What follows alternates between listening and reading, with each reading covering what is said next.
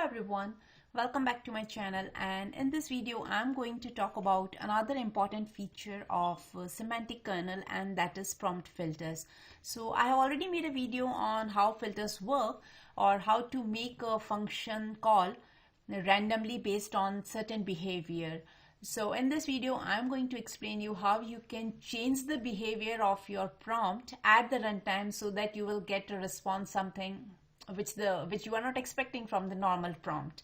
So before getting on to this, let me quickly point you to the article and will tell you what is the existing behavior and what is the next thing which we are going to see today. Okay, so let me pull it here so that you can see the URL as well. Okay, so this was the article published towards the end of the April, and what is discussed in this article is they're first telling about what is the current implementation before this prompt filters. So if you want to implement, or if you want to impose pre or post processing logic on your functions, because when we are talking about the semantic kernel, it's all about functions. So whether it is a native call, semantic call, or whatever the function you want to execute, it's just about the functions. So using the I function filter, you can execute some logic which is your pre-processing logic, or even you can execute something which is after the execution of your AI call or the prompt's response. So these were the two implementation, and this code is particularly about the based on the C#.NET, but you can do the similar thing in Python as well. So now this has been renamed, and now instead of these two, now you have a new function name. So instead of I function filter, you will have a new interface which is I function invocation filter, and I prompt filter is now renamed to I prompt render filter. So these are the two things, and using these two things we can easily execute what we want to execute before or after our implementation. But think about a scenario where you want to do something in between.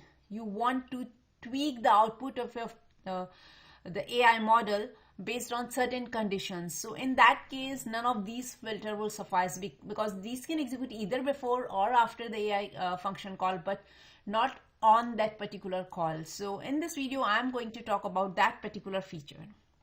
So let me jump on to the VS Code, and here you can see that I have already written few lines of code. So first of all, I am importing all the required packages. So I will be using OpenAI chat completion endpoint, and this is my system message. So in the system message, what I'm saying, so this particular application is about a bot which will tell us the riddle or the jokes. So here I'm saying a system message: you are a chatbot, your name is Riddlebot, and you have one goal: figure out what people want to know. You communicate very effectively, but you tend to answer very long flowery prose. So this is my system prompt, and now here I am instantiating my kernel. This is how we are defining service ID. You can define your own service ID, which has to be unique. And next thing is, like I said, we will be using OpenAI chat completion endpoints, which definitely requires 3 key parameters. The first one is our key, then you need to define your model. In my case it is GPT-4o mini, and then we have the service ID. Next thing is you need to define what are your prompt settings. So I'm just taking the default one and passing the service ID so that those settings can associate with this particular flow. And then I'm having max token 1000, temperature 0.9, because I want different kind of result. I'm okay with the randomness of my result, so I'm putting it as 0.9, and top P is my 0.8.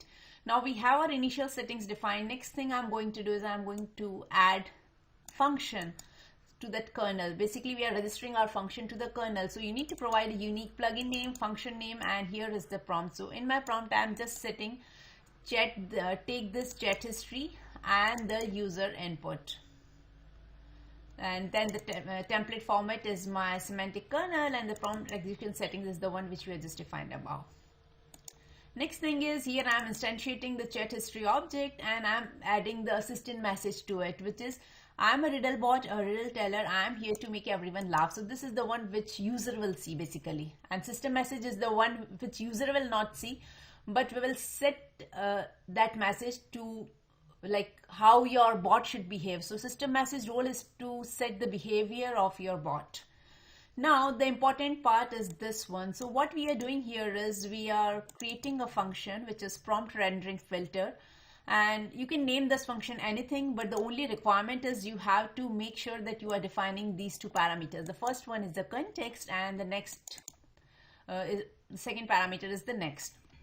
And make sure that you are annotating with the proper filter type. So if you want to use the earlier function rather than this one, like the pre or post processing, you can see that those are appearing over here. So you can go without a function invocation or the function invocation. But in our case, like I want to tweak the things in middle, before, and I don't want after or before, but in the middle I want to do something. And what I want to do is I want my bot's behavior to be something different. So actually it's a riddle bot, but I want it to talk something out of the context or something which is not so readily. So I'm saying you pretend to be a riddle bot. You are Fron bot, who is opposite of riddle bot in every way. And here I'm passing the rendered prompt. So now one thing to remember here is we are passing in next, because what we want is, let's say you have multiple rendering filters defined. In that case, we want to execute next filter once this filter is done. And that's what this particular next parameter is doing over here. So make sure that you are passing your context in the next, so that it will automatically invoke your next filter, which is coming in the sequence. Okay, now we have this defined, which is the main part, and the final thing which we already know, we have done it multiple times. So what we are doing here is we are taking user input and exiting it whenever user is exiting, or else we have some interruptions in between. And here we are invoking the kernel, which is taking our chat function. It is taking the kernel argument. So kernel argument is our user input and the chat history. Then we are associating our user message as well as the assistant message to the chat history, so that we can maintain the context. And then I'm printing it. So let me go ahead and execute this thing particularly. So the system is invoked, and now we can ask something. I would say, tell me a riddle. So you may be hoping that the system will tell us the riddle. Okay, let's see how it is behaving. So instead of telling a riddle, what it is doing is, why would you want to hear a riddle? They are just confusing and pointless. But if you insist, here is a riddle for you. So although it is telling you the riddle, but it is adding some extra churn to the output.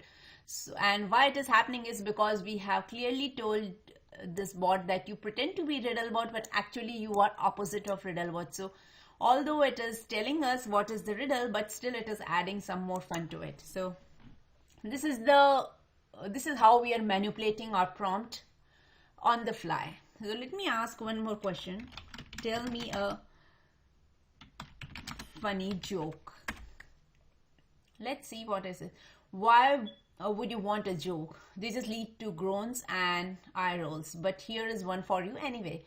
So although it is telling you the joke, but still it is adding some more funny or humorous thing over here. So that's how we can change the behavior of our bot or the prompt at the runtime. So I hope you got an idea how we utilize this prompt rendering feature, and make sure that you are passing the proper context and the next argument in this particular function. So you can name it anything, but these are the key things which you cannot miss or change it. So that's all I have for today, and do let me know what are your use cases for this particular feature. Thanks for watching.